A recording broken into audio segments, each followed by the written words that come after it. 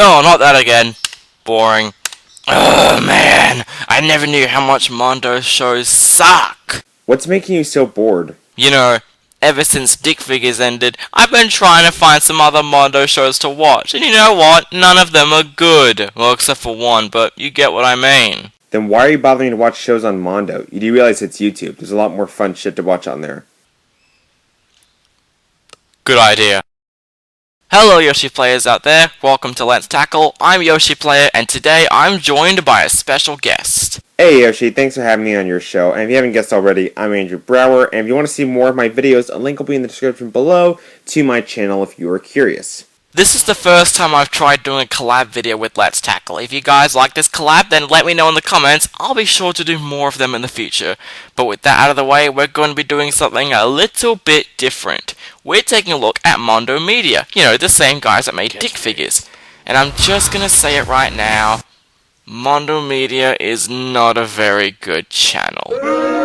Shut up! Don't worry, I'm sure those booing you haven't even graduated middle school yet. And I do have to agree. You see, when it comes to animated videos on YouTube, I have mixed feelings about the majority of them. Sure, some of them can sneak up on me, and I'm generally surprised by how good they are. But for a lot of them, they have the cleverness factor of a 12-year-old letting a bag of shit on a front door patio. And if there's one channel already doing that, it's Mondo Media. Now don't get me wrong, not every Mondo show is bad. On the contrary, when they get it right, they get it right. But Mondo's biggest problem is that most of the shows always focus on the same formula. And even some that don't still suffer some major problems. Now, you may have a different theory on what their formula is, but for me, it's simple enough. Even if you only glimpse a couple of their shows, each show mainly focuses on two male characters, one an eccentric type while the other is normal and often considered boring and sometimes depressed, and the show has a premise that's as bare boned as possible, as long as each episode has a wacky enough plot for each episode to be considered inappropriate. Also, they have to make sure of other things to consider. The two main characters are frequently labeled as best friends, no matter what. Fantasy elements are introduced as either part of the world or just straight out of left field for no reason. Random gore and violence always seems to be the main solution to any problem. Sex jokes have to be immature enough for a middle schooler, but not too graphic to get the video banned, and all female characters are either sex objects, love interests, or damsels in distress. But if there's one show that actually made all that work, it was Dick Figures. Dick Figures, in my opinion, is the best show Mondo has to offer. It's got memorable characters, sex jokes that often work, and animation, while not great, looks like I'm watching a moving comic strip. See, I don't completely love Dick Figures as I did 2 years ago, but I do agree with you on how it is the best show on Mondo, and for most people, the only reason why they're subscribed to Mondo. The series focused on two friends named Red and Blue, who both often go on crazy adventures or just looking to survive. Now, unlike most of the other shows, I think they hammered down their characters' personalities really well. Red is often crazy, but he learns from his mistakes. He tries to solve problems, which usually lead to crazy events, but is otherwise good, but not among the top 10.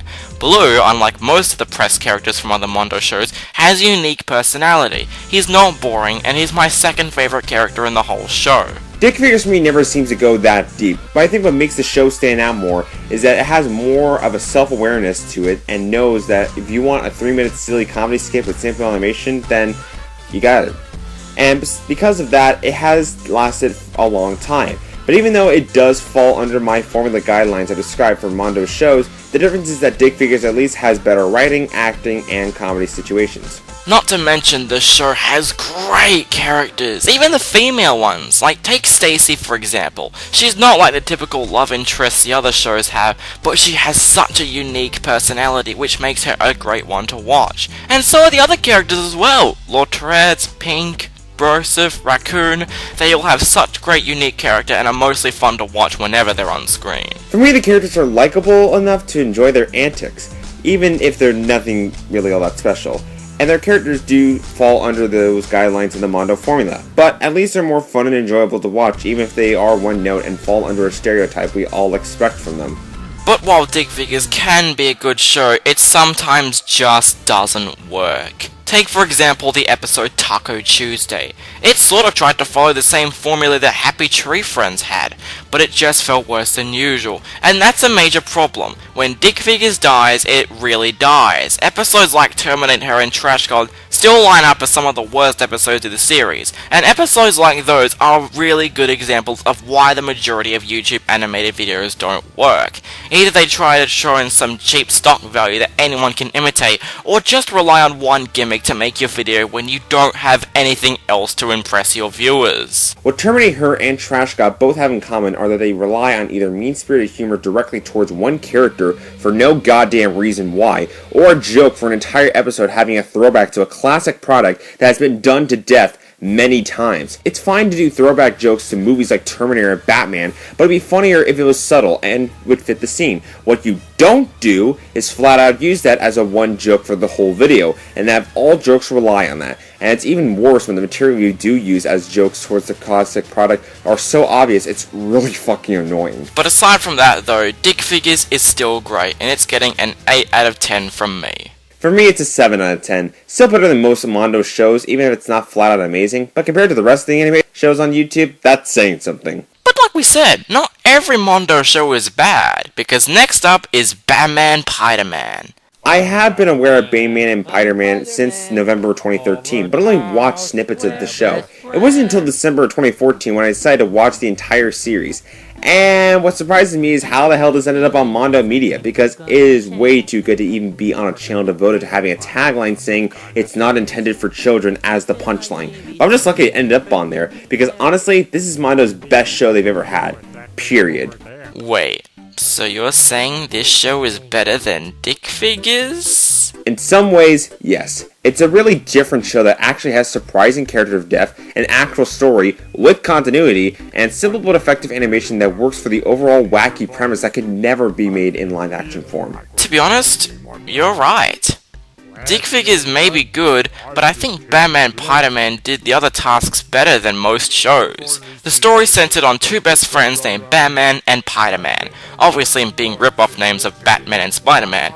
Honestly, it's kind of hard to describe the story. The two just do crazy journeys with their friends, including Tuba, Squid, Pumpkin, and the Basement Guys. I think what made Batman Piderman stand out was that it was something very odd, but yet it was very enjoyable in most ways possible. And what I like is that even though the name of the two main characters are rip-offs of Batman and Spider-Man, the show hardly ever relies on that as their main source, but rather these characters just, well, hanging out and doing mundane tasks like setting up a party or getting a job. But what Bayman and Spider-Man gets right is the way they approach this, and how they approach it won't interest all audiences unless you want something that is really different and you want something unlike anything on Mondo or anything online. And I do recommend that you give it a chance at least. I think this show deserves a 9 out of 10 from me. For me, it's an 8 out of 10, and I highly recommend checking it out. Although you should watch the show right at the beginning, because if not, you'll just end up being lost. But sadly, even though Mondo was starting to get good, some shows just fail very miserably. What? Are you guys trying to tell me that Happy Tree Friends is good? Do I need to indicate how bad it actually is? Oh, boo yourselves. Man, we're gonna get a lot of hate mail for this one. Happy Tree Friends is what many people consider to be the best animated series on Mondo Media, if not the best animated series of all time. Let me get this out of the way. This show is extremely overrated, even more overrated than Frozen. Why is that, you might ask? Well, it's very simple. The show focuses on one element, and that's it.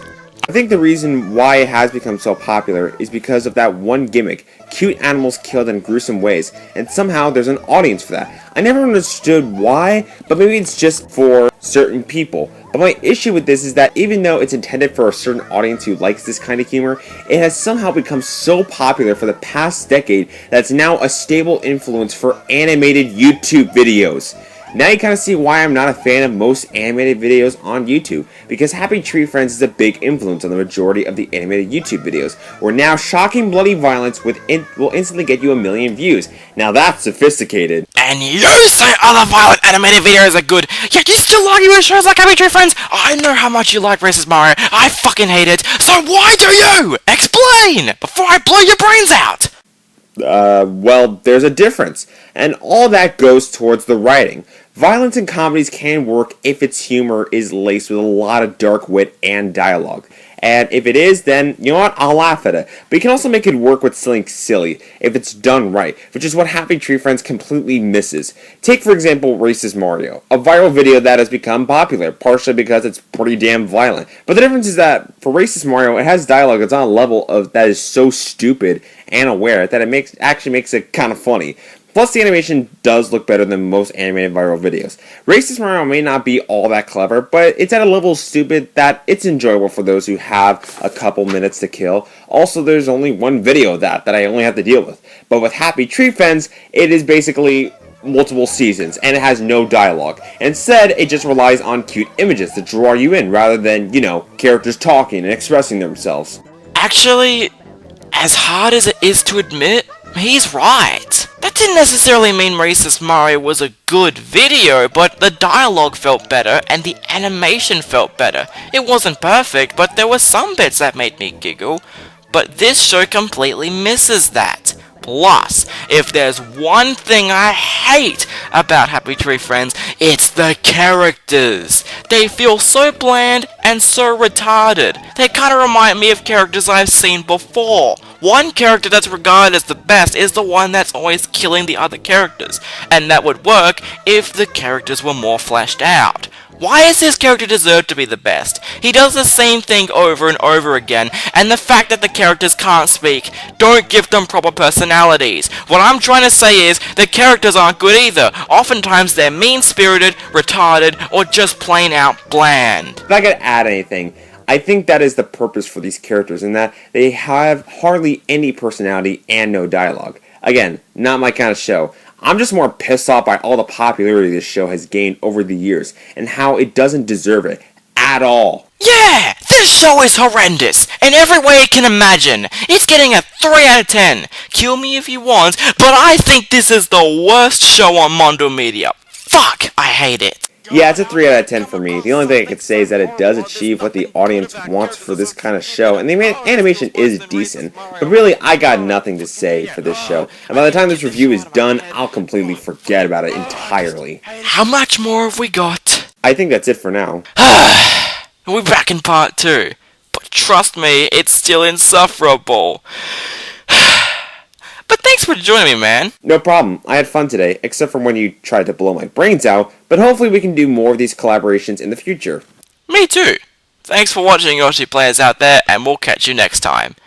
Hey guys, Yoshi Player here. Thanks for watching this special collab video me and Andrew Brower made. I had a lot of fun making it, and if you want to check out more of his reviews, click on that link to go and check out more of his reviews. And if you still want more of my reviews, just click there to see my Let's Tackle reviews. They're worth it. Though it's kind of hard for me to admit, I think Andrew is a better reviewer than me. Yeah, he's really smart, guys. Okay, have fun.